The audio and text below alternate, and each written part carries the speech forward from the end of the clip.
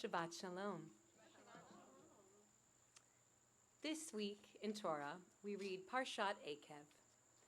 Moses continues his swan song to the Israelites before they enter the Promised Land.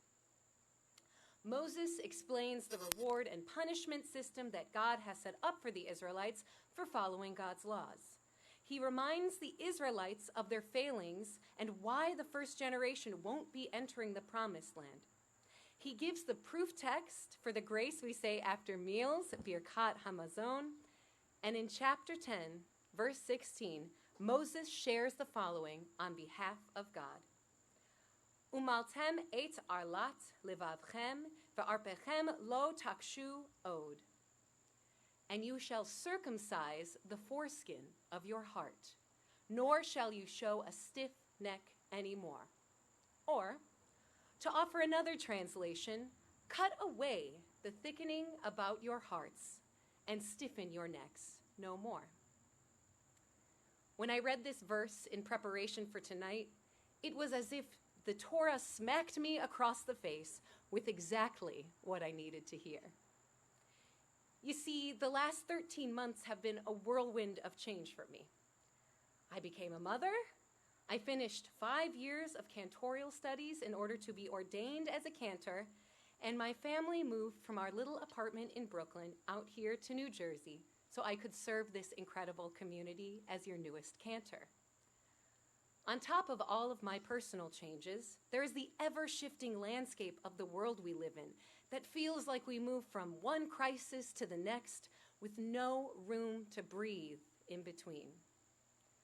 The combination of the changes in my life and the changes in the world is a lot for one person to hold on to on their own.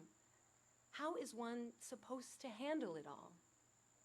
There I was, like the Israelites, on the precipice of entering my promised land of becoming a cantor, a dream of mine that I had spent a better part of a decade pursuing. Rather than feeling excitement about this next chapter in my life, I was numb. The weight of the world and the uncertainty of moving to a new community with so many unknowns before me left me feeling paralyzed. So, much like the Israelites, I built a wall around my heart and let my neck literally stiffen from holding in every emotion I didn't want to feel. As I walked through the world, I braced myself for something terrible to happen at any second, unable to be fully present with myself or with those I was with. I was emotionally closed off. Our tradition has a lot to say about this kind of experience. It can be so lonely and isolating to hold on to intense emotions that take over our hearts and our bodies. At the end of the Amidah, the standing prayer, we recite the words, Petach libi b'toratzecha, open my heart to your Torah. When our hearts are open, we can be fully present with each other and perhaps receive the Torah that we need to hear. For me, this came in the form of an interaction with a dear friend. One day, leading up to my move to New Jersey, my friend Lisa asked me how I was. In that moment, I decided to open up my heart and tell her how I was really feeling, scared of leaving what I had known for the unknown, despite all the beautiful changes I knew would come with it. The conversation we had ended up being transformative. I had the space to express myself and to let my feelings out. In return, my friend offered me her Torah of comfort and guidance. Our world isn't making it easy for us to open up our hearts and to be vulnerable. On top of each of the complicated lives we all lead, we are bombarded with news that comes at us faster than we can process it, both here at home and abroad. With no end in sight to the war in Israel and Gaza, and anti-Semitism resurfacing in a way that has upended our sense of safety, it feels a lot easier to place all of our emotions in a heart-sized container and not have to deal with them. but this container is simply too small to hold it all. When we allow ourselves to open our hearts, we can be fully present with what is going on in our immediate lives. By being honest and vulnerable in our relationships, either with ourselves or with loved ones, we can expand the container that holds our emotions to be big enough to carry it all. By cutting away the thickening surrounding our hearts, we can discover that we aren't so alone. It is my wish for each and every one of us to remember this verse of Torah in the moments when it all feels like it's too much. We have the capacity to find the connections that keep our hearts ever open. Open to the fear, open to the loneliness, open to the dark, the unknown.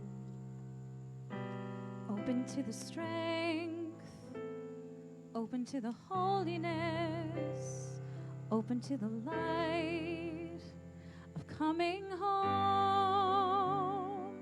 We will be ever open, ever open,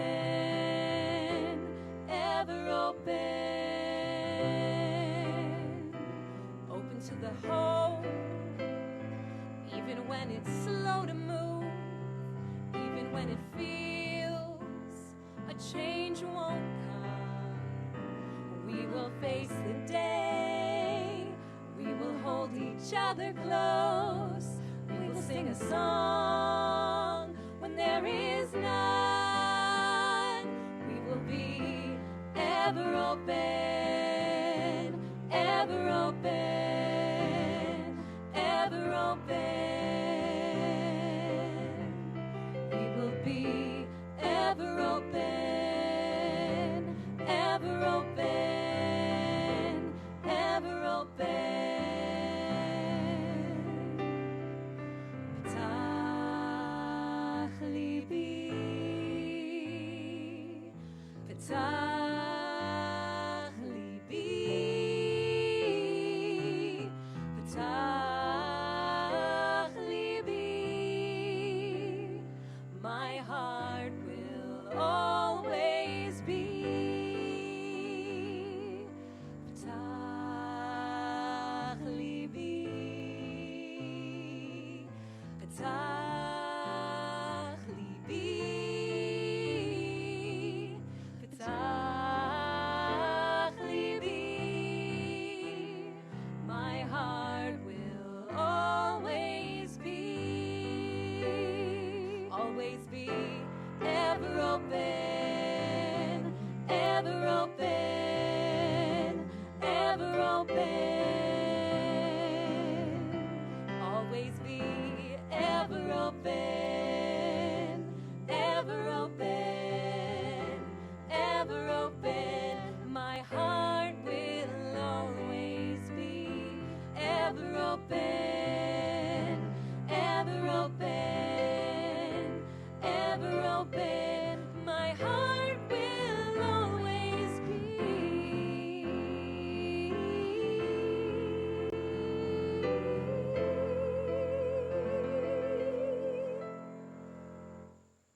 ever open. Shabbat Shalom.